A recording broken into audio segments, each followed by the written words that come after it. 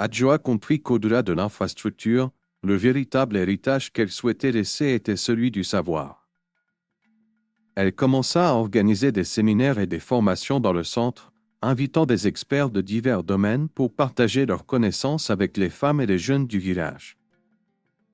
L'éducation n'était pas seulement une question d'apprentissage, mais aussi de transmission d'un état d'esprit, celui de croire en ses rêves et de tout mettre en œuvre pour les réaliser. Elle se lança également dans la création d'un programme de mentorat, où les femmes les plus expérimentées pourraient guider les plus jeunes dans leurs projets et leur vie professionnelle. Ce programme avait pour objectif de créer un véritable réseau d'entraide entre les générations. L'impact de ce programme se fit rapidement sentir. Les jeunes femmes se sentaient désormais en mesure de poursuivre leurs études, de lancer des projets ou de développer des compétences professionnelles qu'elles n'auraient jamais imaginées auparavant. Le centre commençait à attirer l'attention de plus en plus loin, au-delà du village et même de la région. Des chercheurs en développement communautaire, des ONG, des institutions locales et internationales commençaient à s'intéresser à ce modèle. Adjoa fut invitée à plusieurs conférences pour partager son expérience et les résultats obtenus. Ce fut une période exaltante. Chaque reconnaissance, chaque échange avec des experts du monde entier renforçait sa conviction que ce qu'elle avait construit n'était pas une simple réussite personnelle, mais un modèle à suivre. Alors que le centre continuait de croître, Adjoa comprenait que la véritable force du projet résidait dans sa capacité à évoluer et à s'adapter aux besoins de la communauté. Elle décida alors de créer des antennes dans d'autres villages voisins, élargissant ainsi l'impact de son travail. Mais au fond d'elle, elle savait que son plus grand accomplissement restait d'avoir donné aux femmes la possibilité de croire en elles-mêmes, de redonner vie à des rêves enfouis. Alors que le centre d'apprentissage prospérait, Adjoa se sentait animée par un nouveau rêve, étendre son projet au-delà des frontières du village.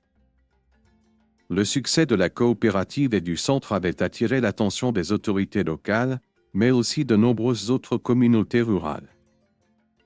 Elle désirait répliquer l'exemple de transformation qu'Adjoa avait initié. Au début, l'idée d'étendre le projet semblait ambitieuse. Comment réussir à dupliquer le succès d'une telle initiative tout en préservant l'authenticité et la dynamique communautaire du village? Adjoa savait qu'elle ne pouvait pas agir seule. Elle commença par former une équipe de bénévoles issus des villages voisins, des personnes en qui elle avait confiance et qui croyaient profondément dans la mission du centre. Elle leur expliqua l'importance de la continuité du projet, soulignant que l'expansion ne devait pas signifier une perte de l'âme du village, mais au contraire un moyen de renforcer le lien entre les communautés et d'amplifier le changement. Les premières discussions furent longues et complexes. Les autorités locales, bien que favorables au projet, se montraient sceptiques quant à sa faisabilité à plus grande échelle. Cependant, après plusieurs réunions et des démonstrations de l'impact tangible que le centre avait eu sur le village, Adjoa réussit à convaincre les décideurs. Avec leur soutien, elle lança un programme pilote dans 2 autres villages. Les débuts furent modestes, mais chaque nouveau village apportait son lot de défis et de solutions. Adjoa et son équipe s'adaptèrent, peaufinant le programme pour répondre aux réalités spécifiques de chaque communauté. Le plus grand changement résidait dans la manière dont les femmes se réappropriaient leur propre destin, non seulement en développant des compétences professionnelles, mais aussi en renforçant leur rôle central dans la société. La coopérative devint un modèle, et bientôt, des ressources supplémentaires affluèrent, permettant d'élargir encore le projet. Alors que le programme prenait de l'ampleur, Adjoa se sentit soudainement submergée par le poids des responsabilités. Chaque jour, elle recevait des demandes de nouveaux villages, de partenaires potentiels et de personnes désireuses de s'impliquer. Le projet était devenu plus qu'un simple engagement personnel, il était devenu une mission collective, un symbole d'espoir pour des centaines de familles. Pourtant, malgré la fierté qu'elle ressentait en voyant l'impact de son travail, un sentiment de solitude s'installait. À mesure que la structure se développait, la gestion devenait de plus en plus complexe. Adjoa se retrouvait souvent à jongler entre la coordination des différents sites, les financements et les préoccupations internes des femmes impliquées dans le projet. Le manque de temps pour elle-même, pour ses proches, commençait à peser. Un soir, alors qu'elle était plongée dans des documents administratifs, Abena la rejoignit dans son bureau. « Adjoa, il est temps de faire une pause, » lui dit-elle doucement. « Tu as donné tant de toi-même à ce projet, mais n'oublie pas que tu as aussi besoin de toi. Les femmes qui te suivent ont besoin d'une leader forte, mais une leader ne peut être forte que si elle est aussi en harmonie avec elle-même. » Ces mots frappèrent Adjoa comme une révélation. Elle avait tellement donné qu'elle en avait oublié de prendre soin de sa propre santé mentale et physique. Elle comprit que pour continuer à mener cette aventure, elle devait apprendre à déléguer davantage et à faire confiance à ses collaborateurs. Le conseil d'Abena fit écho dans l'esprit d'Adjoa pendant plusieurs jours. Elle avait toujours été habituée à tout gérer elle-même, à être sur tous les fronts. Mais, pour la première fois, elle réalisa que son succès ne pouvait être durable que si elle savait déléguer certaines responsabilités. Elle commença par renforcer son équipe de gestion en recrutant des personnes compétentes pour prendre en charge différents aspects du projet. Elle désigna un coordinateur pour chaque village, une personne de confiance qui serait chargée de superviser les activités quotidiennes et de faire remonter les besoins spécifiques. Elle s'entoura également d'un groupe de conseillers spécialisés dans les domaines juridiques, financiers et éducatifs, afin de garantir une gestion optimale des fonds et des ressources. Au début, ce changement fut difficile à accepter. Adjoa avait l'habitude de tout superviser de près, mais elle comprit rapidement que cette redistribution des tâches ne signifiait pas une perte de contrôle, mais plutôt une manière d'élargir la portée du projet. En apprenant à faire confiance aux autres, elle renforça son équipe et permit à chacun de se sentir responsable et impliqué. Au fur et à mesure, elle découvrit une nouvelle forme de leadership, plus collective et collaborative. Elle était désormais en mesure de se concentrer sur les aspects stratégiques du projet tout en garantissant une gestion efficace au quotidien. Les villages voisins commençaient à voir des changements tangibles grâce à l'extension du programme. Les femmes s'émancipaient économiquement, les jeunes accédaient à une éducation plus poussée, et les communautés se réorganisaient autour de la solidarité et de l'entraide. L'impact était indéniable, mais ce qui surprenait le plus Adjoa, c'était la manière dont ce projet influençait au-delà des frontières immédiates du village. Les médias régionaux commencèrent à couvrir l'histoire de la coopérative et du centre d'apprentissage, attirant ainsi l'attention de donateurs et d'organisations non gouvernementales. Adjoa fut invitée à participer à plusieurs forums internationaux, où elle partagea son expérience et la manière dont les communautés rurales pouvaient se transformer par l'éducation et l'autonomisation des femmes. Ce rayonnement au-delà de ses frontières natales ne faisait qu'ajouter à la pression qui pesait sur elle, mais Adjoa accueillait cette reconnaissance avec une humilité et une gratitude sincères. Elle savait que son travail n'était pas terminé et qu'il y avait encore tant à accomplir. Le projet continuait de croître, mais ce qui restait le plus important pour Adjoa, c'était le sentiment d'appartenance et de solidarité qui unissait les femmes du village. C'était dans ces liens forts, dans cette cohésion collective, qu'elle voyait le véritable pouvoir de sa vision. Chaque jour, elle se rendait au centre pour écouter les histoires des femmes, pour partager leurs défis et leurs succès. Les petites victoires devenaient des grandes étapes, et chaque histoire personnelle de transformation était une victoire pour l'ensemble de la communauté. Un matin, lors d'une réunion avec les leaders communautaires, une femme se leva et dit « Adjoa, grâce à toi, j'ai osé rêver d'un avenir meilleur pour mes enfants. Ce centre m'a montré qu'il n'est jamais trop tard pour changer. » Ces mots résonnèrent profondément en Adjoa. Elle avait voulu offrir aux femmes les moyens de se prendre en charge, et c'était exactement ce qu'elle faisait. Elle comprit alors que, au-delà des financements et des partenariats, le véritable moteur de ce projet résidait dans la force collective de la communauté. C'était cette force, cette unité, qui permettrait au centre de perdurer et de se transmettre aux générations futures. Le projet continuait de croître, mais ce qui restait le plus important pour Adjoa, c'était le sentiment d'appartenance et de solidarité qui unissait les femmes du village.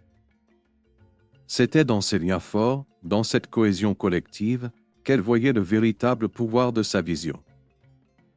Chaque jour, elle se rendait au centre pour écouter les histoires des femmes, pour partager leurs défis et leurs succès. Les petites victoires devenaient des grandes étapes, et chaque histoire personnelle de transformation était une victoire pour l'ensemble de la communauté. Les mois passaient, et Adjoa se sentait plus que jamais écartelée entre son engagement envers la communauté et ses propres aspirations personnelles. La croissance du projet avait apporté avec elle un flot constant de nouvelles opportunités, mais aussi de nouveaux défis. Les relations avec les autorités se complexifiaient, car la question du contrôle sur le projet devenait de plus en plus sensible. Les partenaires financiers, quant à eux, pressaient pour que le modèle devienne plus rentable, avec moins d'influence communautaire directe. Adjoa se sentait acculée. Devait-elle céder à la pression extérieure et transformer le projet en une entreprise plus conventionnelle, ou préserver l'âme du centre, ce lieu où les femmes avaient pris leur destin en main? Les discussions internes au sein de l'équipe devenaient de plus en plus tendues. Certains de ses plus proches collaborateurs proposaient des solutions plus commerciales, tandis qu'Adjoa se battait pour maintenir l'aspect communautaire, axé sur la solidarité et la formation de compétences humaines. Elle savait qu'en cédant à la pression des investisseurs, elle risquait de perdre l'essence même du projet. Un soir, après une longue journée de négociations, Adjoa se rendit au centre. Elle se tenait sur le toit du bâtiment, regardant les étoiles.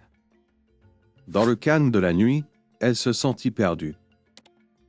Mais, alors qu'elle observait le mouvement des étoiles, elle se rappela pourquoi elle avait commencé ce projet, pour permettre à chacun de choisir sa propre voie, sans pression, mais avec des outils, des compétences et un environnement de soutien. Elle comprit alors que, malgré les pressions externes, elle devait rester fidèle à sa vision. Le centre ne devait pas être un simple modèle économique.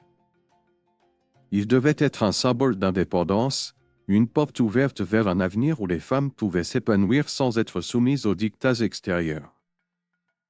Elle comprit alors que, au-delà des financements et des partenariats, le véritable moteur de ce projet résidait dans la force collective de la communauté. C'était cette force, cette unité, qui permettrait au centre de perdurer et de se transmettre aux générations futures. Le dilemme qui pesait sur les épaules d'Adjoa n'était pas encore résolu, mais elle se rendait compte qu'il était nécessaire de prendre du recul. Elle décida de s'offrir une pause bien méritée, un moment de réflexion pour évaluer le futur du projet. Elle se rendit dans un village lointain, en pleine campagne, loin du tumulte de la ville et des exigences constantes du projet. Dans ce village, elle rencontra une vieille femme, une sage qui avait vécu de nombreuses épreuves.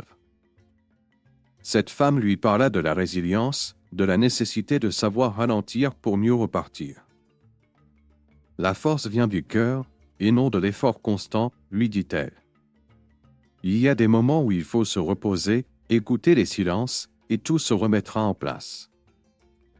Ces paroles frappèrent Adjoa comme un éclair. La résilience ne signifiait pas seulement surmonter les épreuves. Parfois, cela impliquait aussi d'accepter les pauses, les doutes et de trouver des solutions en toute sérénité. Elle revint de son voyage plus sereine, avec une nouvelle perspective sur les défis à venir. Elle décida de ne pas céder à la pression extérieure, mais de trouver un équilibre qui permette au projet de perdurer, tout en restant fidèle à ses principes de solidarité et d'autonomisation. Les années passèrent, et Adjoa se tenait maintenant devant une communauté florissante, un centre d'apprentissage en pleine expansion, et un village qui avait su se transformer grâce à son travail. Les femmes, aujourd'hui plus autonomes, plus confiantes, étaient devenues des exemples de leadership, porteurs de valeurs de solidarité et d'espoir pour les générations futures. Le centre était devenu un lieu de transmission intergénérationnelle. des jeunes filles venaient y apprendre non seulement des compétences pratiques, mais aussi des valeurs d'entraide et de respect des autres. Les ateliers étaient désormais des espaces de créativité, d'innovation et d'échange. Les anciens, quant à eux, apportaient leur savoir traditionnel, créant ainsi un mélange harmonieux entre le passé et l'avenir. Adjoa se rendait compte que son rêve était devenu bien plus qu'un projet personnel. C'était une véritable transformation sociale.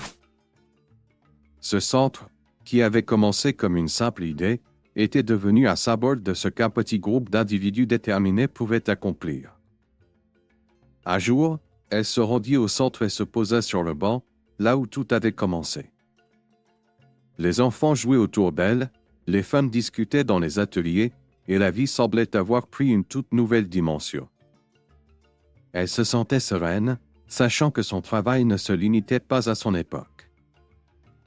Il continuerait de vivre dans les actions de tous ceux qu'elle avait inspirés.